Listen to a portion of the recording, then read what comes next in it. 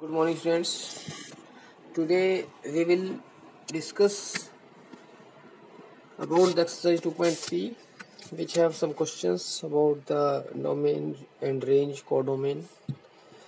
So, first, I will tell you the question number 9 as a doubt of a student from the exercise 2.2.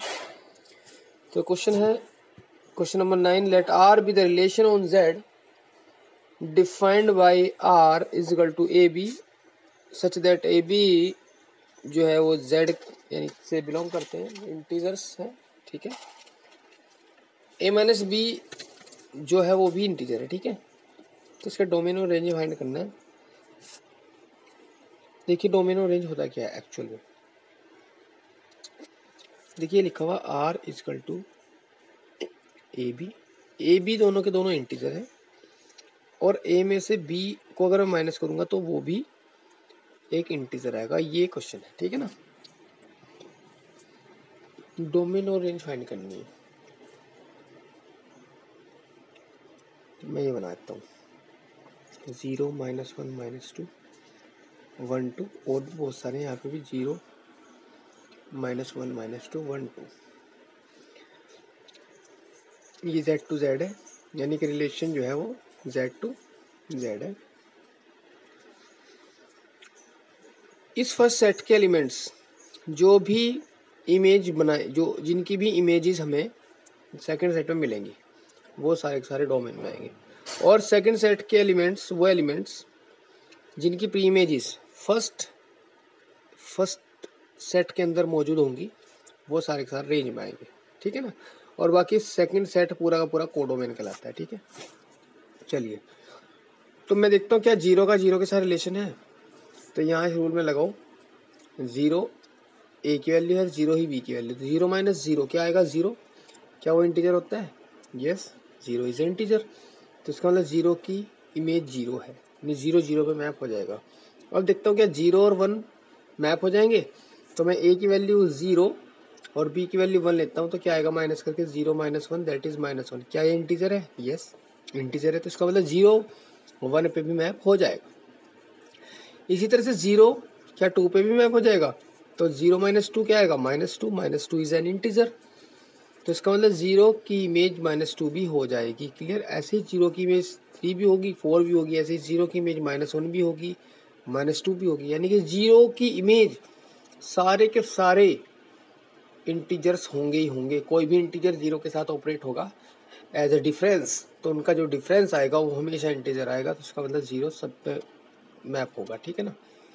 ऐसे ही -1 के साथ अगर आप देखोगे -1 और -1 क्या ये रिलेशन में है? तो -1 -1 सॉल्व करके आएगा 0। तो -1 0 पे मैप हो जाएगा, सॉरी -1 -1 पे मैप हो जाएगा क्योंकि इनका डिफरेंस 0 है और 0 एक इंटीजर है। इसका मतलब सारे एलिमेंट्स की इमेज मिलेगी और सारी की सारी मिलेंगी। इसका मतलब इसका डोमेन जो हुआ वो इंटीजर्स हुए, सारे इंटीजर्स। और उसका जो कोडोमेन हुआ वो भी सारे इंटीजर्स, और उसकी जो रेंज हुई वो भी सारे के सारे इंटीजर्स हुए। तो इस तरीके से हम लिख सकते हैं। इसमें लिख देंगे domain is equal to Z, codomain is equal to Z and range is equal to Z। Domain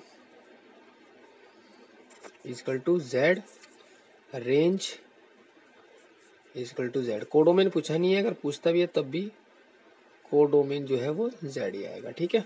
आ रही बात समझ में? तो ये क्वेश्चन बहुत इजी था।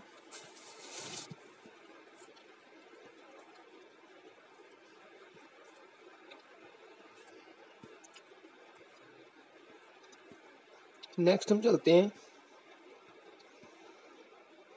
एक्सरसाइज 2.3 में। इसका जो क्वेश्चन नंबर 2 है, इस पर ध्यान दो जरा। ये लिखा हुआ है fx is equal to -mod of x, ठीक है ना। देखिए x के ऊपर कुछ रेस्ट्रिक्शंस होती हैं। रेस्ट्रिक्शंस मतलब x के बारे में बता दिया, यानी क्वेश्चन देख के हम ये देखते हैं कि x के ऊपर कौन कौन सी रेस्ट्रिक्शंस है फॉर द डोमेन के लिए। कोड अगर रेंज की बात करूँ तो हम fx के ऊपर रेस्ट्रिक्शंस देखते हैं, क्या क्या रेस्ट्रिक्शंस के ऊपर लगी हुई हैं, ठीक है। देखिए अगर रूट के अंदर कोई भी वैल्यू लिखी है, कोई भी वैल्यू है, तो रूट के अंदर अगर कोई भी वैल्यू है तो वो कब डिफाइन होगी, जब वो पॉजिटिव या ज़ीरो के इक्वल होगी, यानी पॉजिटिव रियल नंबर होगी या ज़ीरो के इक्वल होगी। क्यों?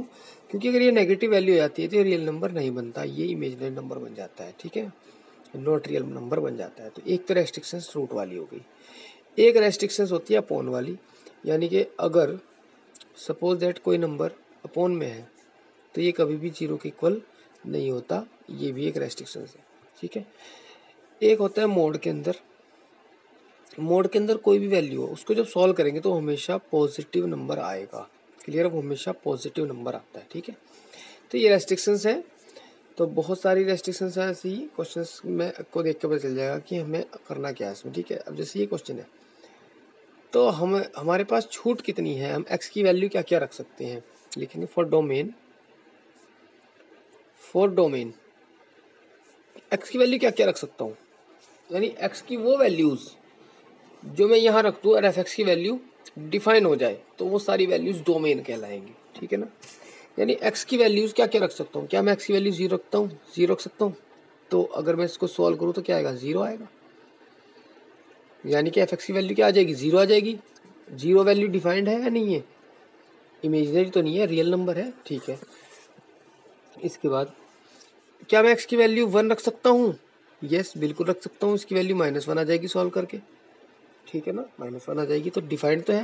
यानी कोई एक्स की वैल्यू ऐसी भी है जिसको रखने पे एफ एक्स की वैल्यू डिफाइंड ही ना हो, यानी या तो इमेजिनरी नंबर बन जाए या इनफाइनाइट बन जाए, तो ऐसी कोई भी वैल्यू नहीं है एक्स की। इसका मतलब मैं एक्स की कोई भी वैल्यू रखने के लिए यहाँ पे स्वतंत्र हूँ।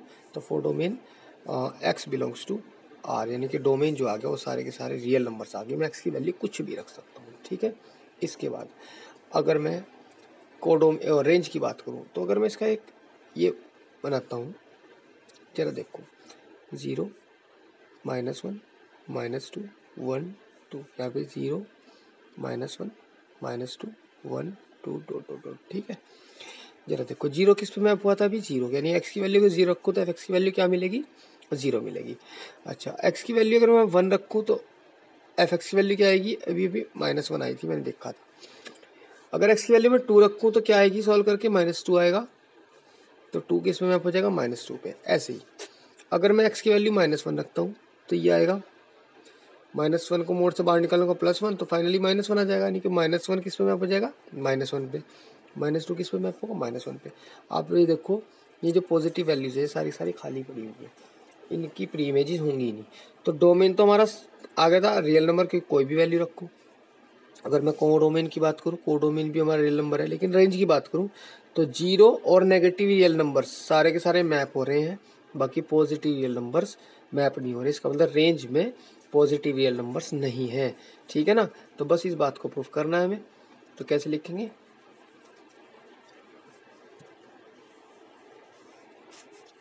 रेंज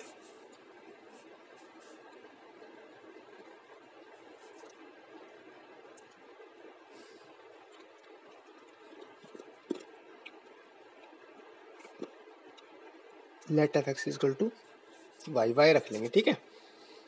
देन ये आएगा, जब भी रेंज निकालनी हो एफ एक्स की वैल्यू वाई रख दो और एक्स की value in terms of y निकाल दो। फिर जैसे हमने एक्स की रेंज फाइंड कर दी, एक्स से रेंज फाइंड डोमेन फाइंड किया था, ऐसे ही वाई से उसका डोमेन फाइंड करेंगे। देखिए डोमेन और रेंज होता क्या है, एक्स की वो पॉसिबल वैल्यूज जिसको रखने पे एफ एक्स की वैल्यू डिफाइंड हो जाए, यानी वाई की वैल्यू डिफाइंड हो जाए, वो डोमेन होती है। और उससे जो एफ एक्स की वैल्यूज आती हैं वो सारी सारी रेंज कहलाती हैं, ठीक है। तो वही काम हम यहाँ करेंगे, यहाँ पे एक्स की वैल्यू निकाल देंगे, तो मोड ऑफ एक्स की वैल्यू कितनी आ जाएगी, -y आएगी, ठीक है। तो एक्स की वैल्यू आप कुछ भी रखोगे तो वाई की वैल्यू नेगेटिव ही मिलेगी, तो सो रेंज क्या आएगी, रेंज जो आएगी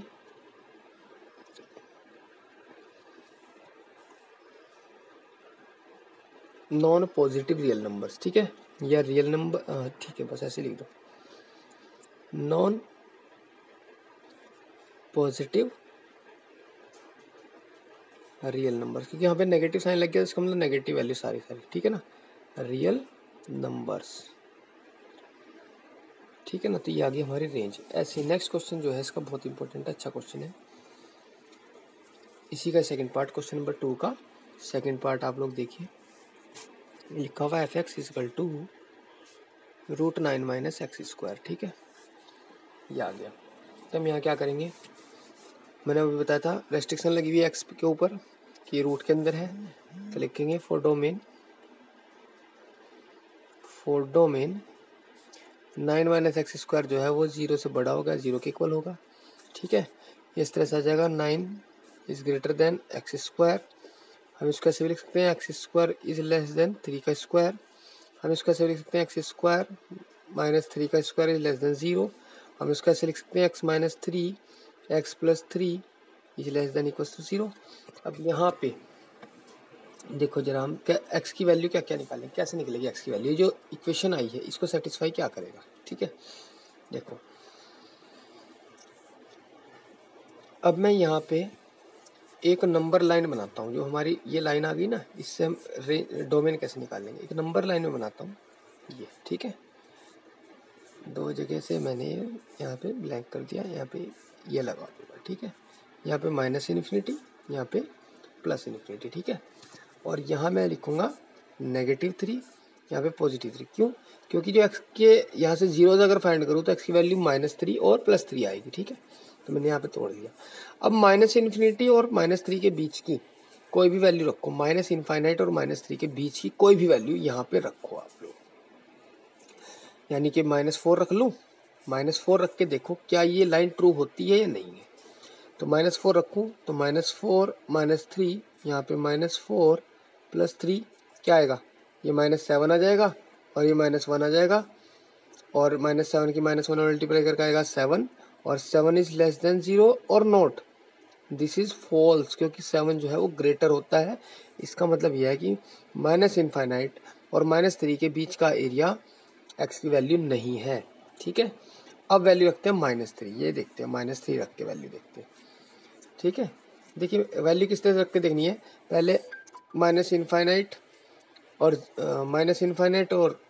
-3 के बीच के देखेंगे, फिर -3 पे चेक करेंगे, फिर -3 और +3 के बीच की देखेंगे, फिर 3 पे चेक करेंगे, और फिर 3 और इनफाइनाइट के बीच की वैल्यू देखते हैं, ठीक है। तो जो वैल्यूज सेटिस्फाई होंगी वो एक्स की वैल्यूज कहलाएंगी।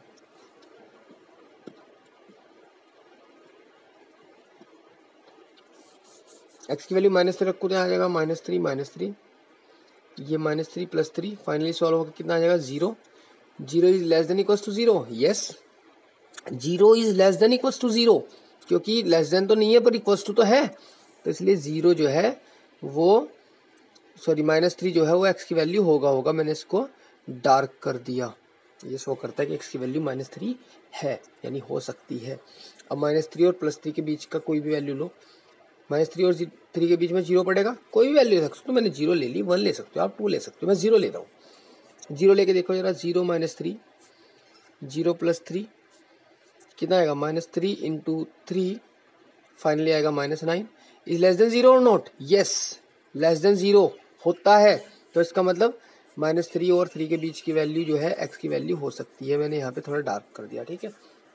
ऐसे ही 3 रख के देखो आप लोग, क्या 3 से लाइट 2 आती है, तो हम 3 रखेंगे यहाँ पे, तो ये आ जाएगा 3 - 3 3 + 3, सॉल्व करके आएगा 0 फाइनली, और 0 is less than equal to 0, yes, तो 3 भी इसकी वैल्यू होगी।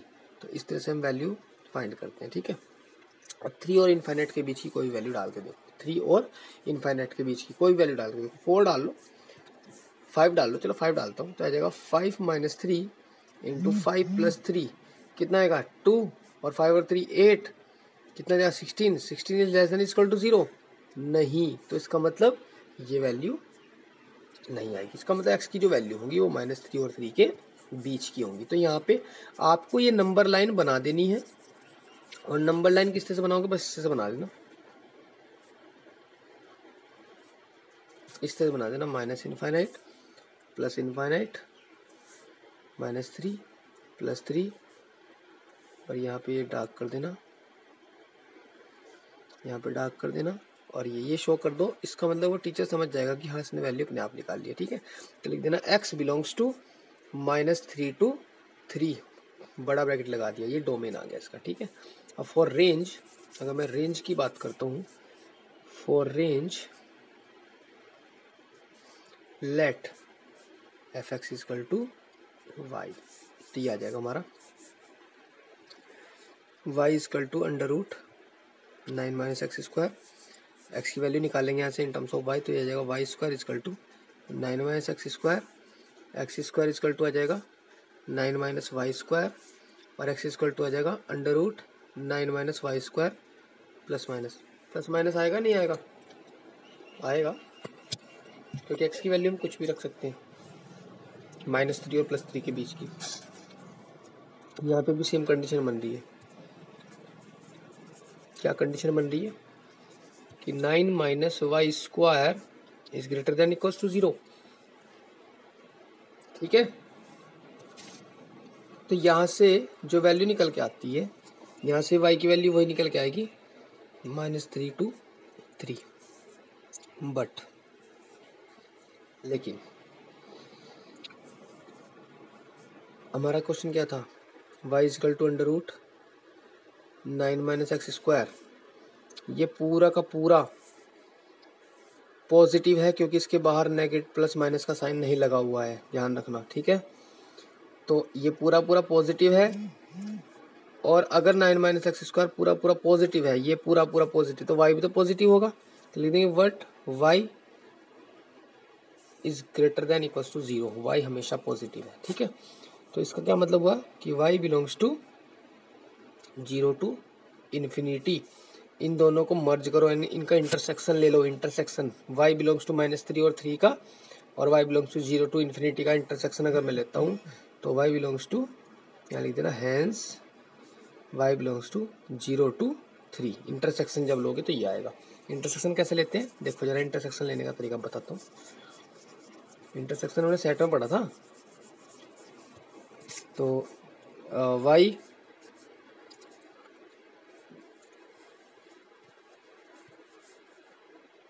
मैं कह रहा हूँ कि ये -3 है, ये 0 है, ये 3 है, और ये इनफाइनाइट है। एक आदमी कह रहा है कि y की वैल्यू यहाँ से लेके यहाँ तक है, एक आदमी कह रहा है कि y की वैल्यू यहाँ से लेके यहाँ तक है, तो दोनों एरिया कहाँ गए, यहाँ गए इसमें 0 टू, क्योंकि ये वाली लाइन यहाँ भी आ रही है और यहाँ भी आ रही है, यानी कि अगर हम डार्क करें, अगर हम इसको डार्क करें, -3 0 3 प्लस इन्फिनिटी, अगर मैं डार्क करूँ, एक आदमी कह रहा है दो अलग अलग कलर से करूँगा। एक आदमी ने कहा कि y की जो वैल्यू है वो -3 से 3 तक है, दूसरे कलर से करता हूँ। एक दूसरी बात कह रही कि y की वैल्यू 0 से लेके इन्फाइनाइट तक है, तो ऐसा कौन सा एरिया है जहाँ दोनों कलर आ रहे हैं, तो 0 और 3 एरिया ऐसा है जहाँ रेड कलर भी आ रहा है और हमारा पर्पल कलर भी आ रहा है, तो इसलिए y की जो वैल्यू आ गई वो 0 टू 3 आ गई, नो डाउट, क्लियर। तो इस तरह से इंटरसेक्शन निकालते हैं, क्लियर ना। चलिए, तो इस तरह से हमारी जो रेंज आई हमारी y बिलोंग्स टू, वो आ गया हमारा 0 टू 3, तो इस तरह से हम रेंज निकाल लेते हैं। तो ऐसे ही आप लोगों को दिमाग लगाना है किस तरह से हम डोमेन और रेंज फाइंड करते हैं, क्लियर ना। क्वेश्चन नंबर 5 जो है इसी में ही क्वेश्चन नंबर 5 स्टूडेंट्स का डाउट है। तो क्वेश्चन नंबर 5 में करना क्या है,